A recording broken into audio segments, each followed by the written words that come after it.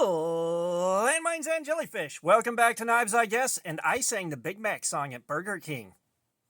FBI, open up!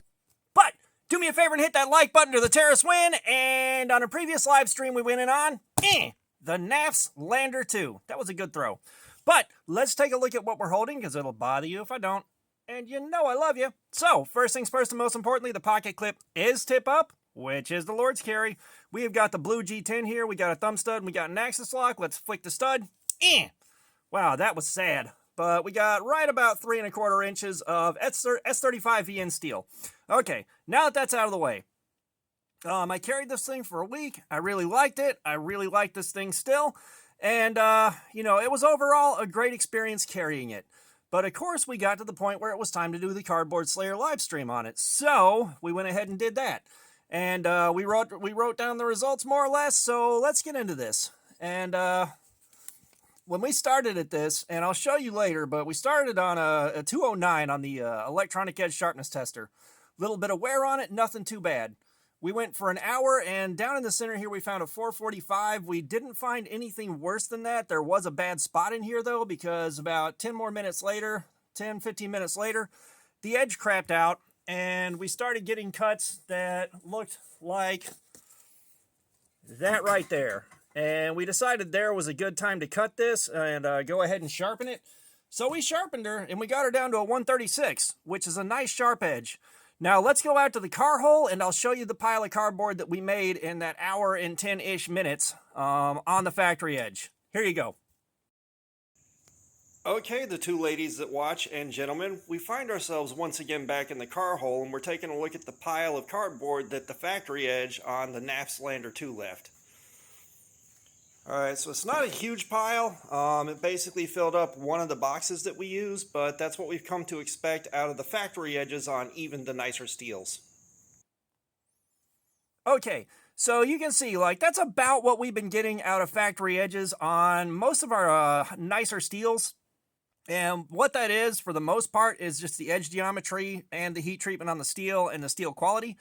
You got around a 19 to 21 degree edge on there. It doesn't hold up to cardboard, as well as the 17 degree per side edge bevel that we put on it after we finished the factory edge off. We did sharpen this down to 17 degrees per side. We gave her a nice wide laid back bevel like we do. You can see that's a fairly wide bevel. Now, in my experience with all the Cardboard Slayer sessions we have done now, that is the optimal edge angle and bevel for doing cardboard cutting. We'll go back out to the garage now, and I'll show you the difference in the size of piles of cardboard. So let's go out there. And here we are back at the car hole, believe it or not. And this is the pile of cardboard that we got out of the 17 degree per side edge bevel. This is what we've come to expect. This is a little more than double what the factory edge did. Let's go back to the table. Okay, so as you can see, it did tons more cardboard. And let's take a look at our timeline, because we started at that 136, and we went for an hour, and we hit a 555 in here. We just found one bad spot in there that took a lot more punishment than the rest of it. And then we found a 466 somewhere in the center too, which is some pretty bad edge wear, but, we pushed it through some pretty tough cardboard. At the 2 hour mark, up in the front here, we hit a 513, we hit a 596 going towards the center, and we hit a 442 in the center. It was kind of all over the map, but the one spot that did most of the cutting, of course, is going to have the worst number.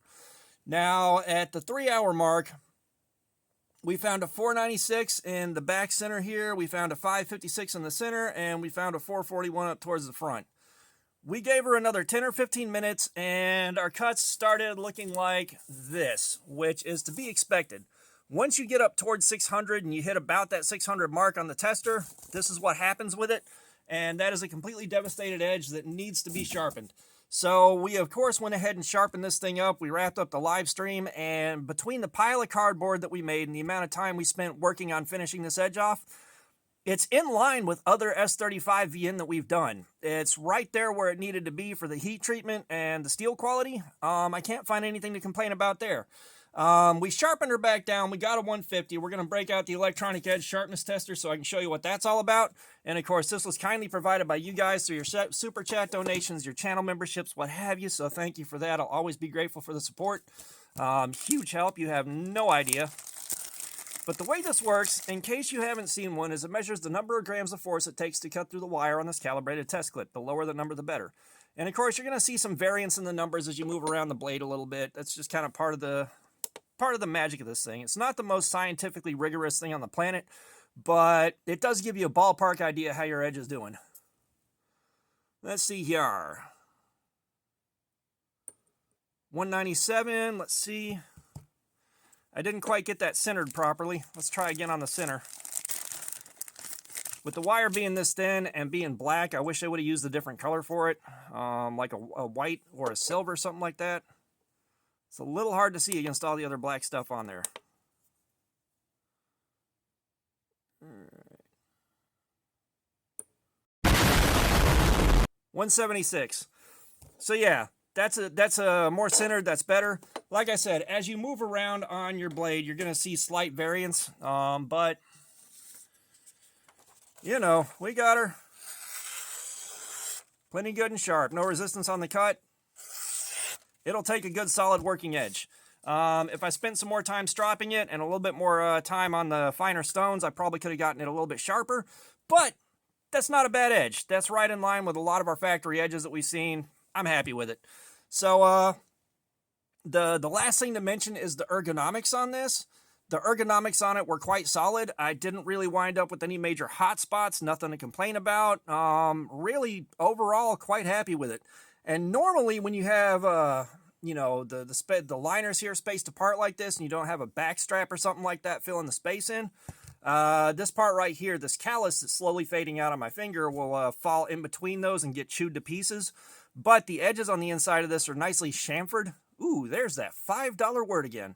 But they're chamfered well enough that it definitely softened the impact of it and made things a lot easier to live with. So, you know, overall, it was a solid performance. It did really good. It did what a S35VN is supposed to do. And you might be able to see here where I dinged up the thumb stud. Now, if you've got a black thumb stud and you ding it up, a black magic marker will absolve some of your sins. Let that dry out, and we have a fairly well disguised dinged up thumb stud.